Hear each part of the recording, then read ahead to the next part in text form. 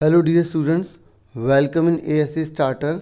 आज हम worksheet number जो है सस्पेंस से रिलेटेड है 3 करने जा रहे हैं और ये सोशल साइंस की क्लास 7 की 13 सितंबर से रिलेटेड रहेगी और ये आपको अलग से शीट पर करना होगा और फिर स्कूल में सबमिट कराना होगा। अगर आपका टीचर्स इसको कॉपी पर कहते हैं तो आप कॉपी पर भी कर सकते हैं।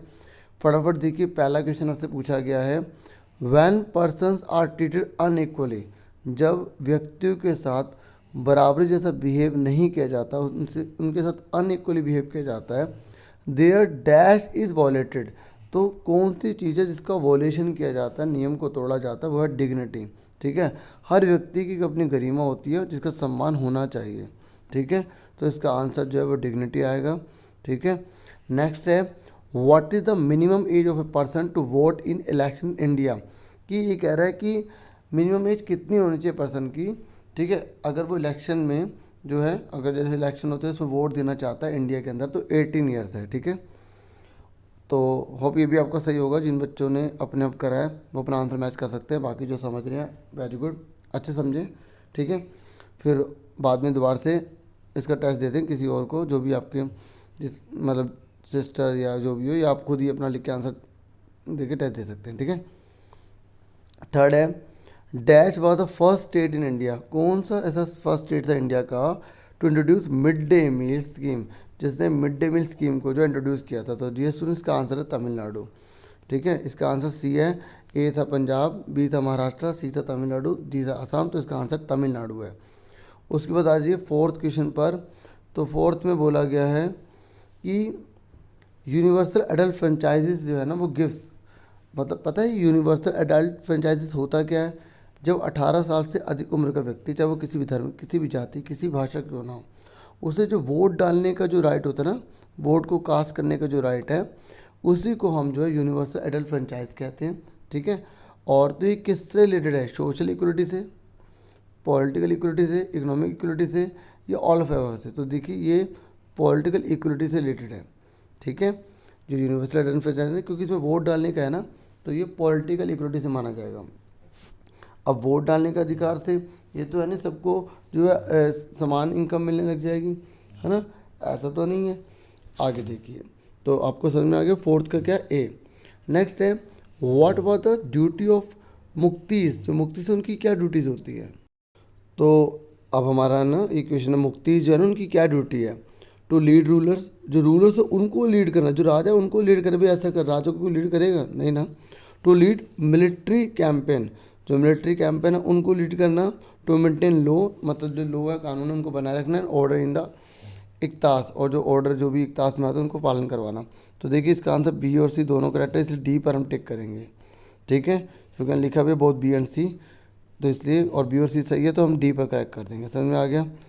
नेक्स्ट है, a type of tax called खराज वाज लेविड, ये कह रहा है जो खराज है ना वो किस पर लगाया जाता था, घर पर, कैटल पर, ट्रेड पर, या कल्टीवेशन पर। तो इसका आंसर है कल्टीवेशन, मतलब कृषि पर लगाया जाता था। ठीक है, तो छठे का डी आंसर है और पांचवे का भी जो है डी आंसर है। ठीक है, आगे देखिए, अब हम बढ़ जाते हैं 7th क्वेश्चन की तरफ। 7th में पूछा गया है, by who a new garrison town named Siri was constructed for his soldiers, ये कह रहा है किसके द्वारा एक गैरिसन जो टाउन है, जो जिसे हम सिरी के नाम से जानते हैं, और जो कंस्ट्रक्ट किया गया था अपने सोल्जर्स के लिए, और ये किसने किया था। ए अलाउद्दीन खिलजी ने, मोहम्मद तुगलक ने, बाबर ने, या अकबर ने। तो इसका आंसर है डियर स्टूडेंट्स अलाउद्दीन खिलजी ने। ठीक है, तो इसका आंसर ए है।